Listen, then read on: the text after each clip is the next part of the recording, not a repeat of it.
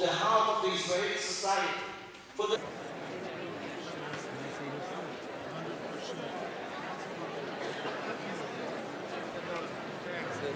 טלי, אוהבים אותך. תודה רבה. אוקיי. Good.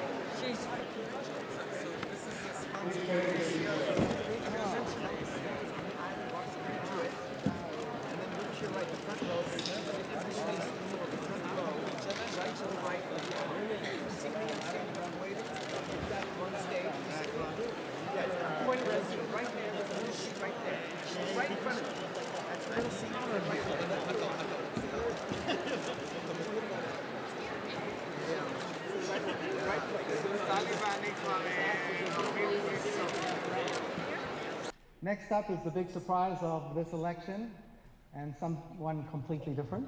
Naftali Bennett is head of the Bayit Yehudi, or Jewish Home Party.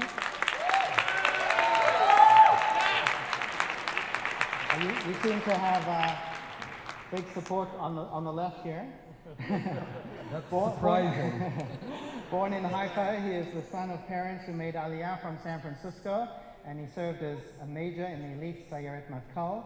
He then established a successful software firm, which he sold for a fortune, served as Benjamin Netanyahu's chief of staff and as director general of the Yesha Settlers Council, as well as forming Yisrael Sheli, the My Israel movement. Naftali Bennett.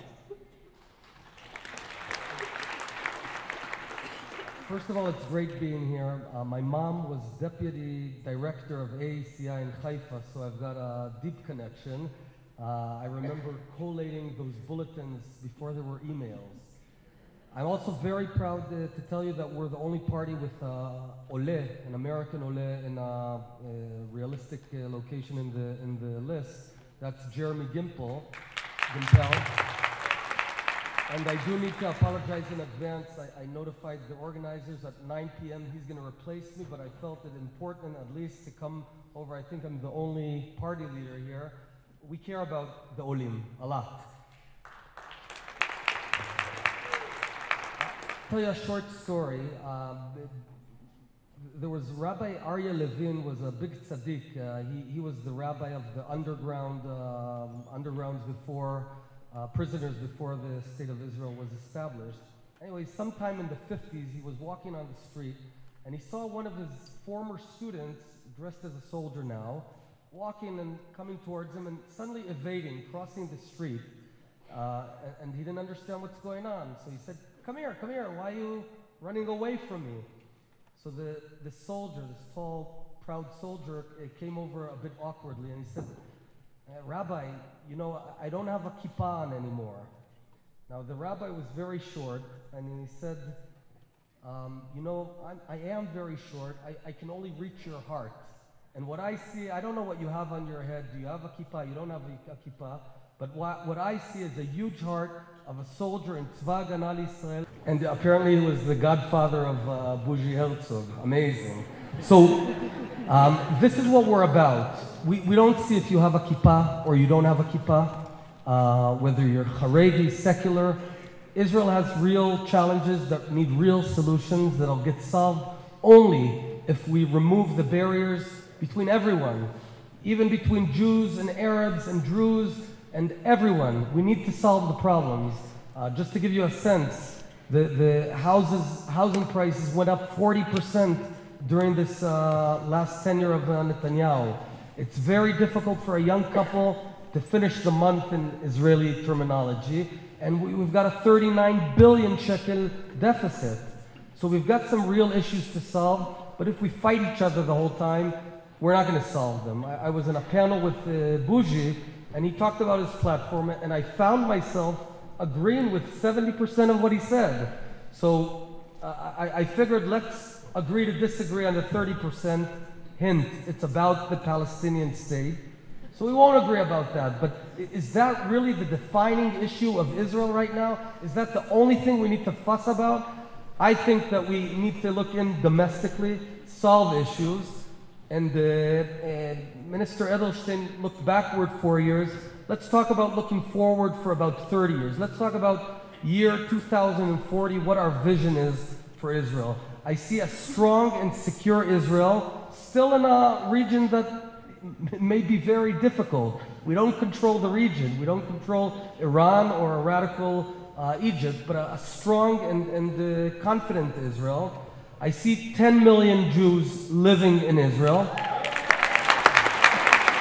I see a deep connection that we don't have enough today, and I know that Yuli Edelstein did amazing stuff here with the Jews in the diaspora, and they look at us proud and view Israel, even if they don't live in Israel, they view Israel as their center and the Prime Minister of Israel as the Jewish leader of the world. I see Israel where people can go out and work and live with dignity. They don't have to be in a constant fight just to survive, which is the case right now. Even if a couple, both sides work, it's almost impossible to put any money aside, let alone buy a house. I see an Israel with full civil rights for everyone, and we work hard for that. We got to work hard to bring the Haredim into society, to bring the Arabs into society, but it all requires to put aside hate. The Likud, the Yesh Atid, etc., all support establishing a Palestinian state within the land of Israel. I vehemently oppose it. I think it would...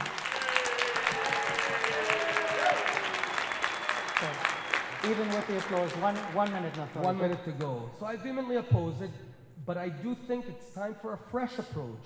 Let's try and reach out peace de facto in the field, not in Oslo, in Annapolis. They don't get it. We get it. There's 400,000 Israelis living in Judea and Samaria. There's 1.8 million Arabs. No one's going anywhere. No one's evaporating. So there's no big love in the air. But you know what? Things are starting to work out in the field. We work together. We drive on the same roads. We've got some similar problems. And we even shop in the same supermarkets from a few years ago. Now, we can ruin all of this by establishing yet another Muslim state in our midst, like we did in Gaza, and get another 100 years of misery. There are some differences, but I think there's more things that can connect us, and I'm very optimistic for Israel of 2040. Thank you very much.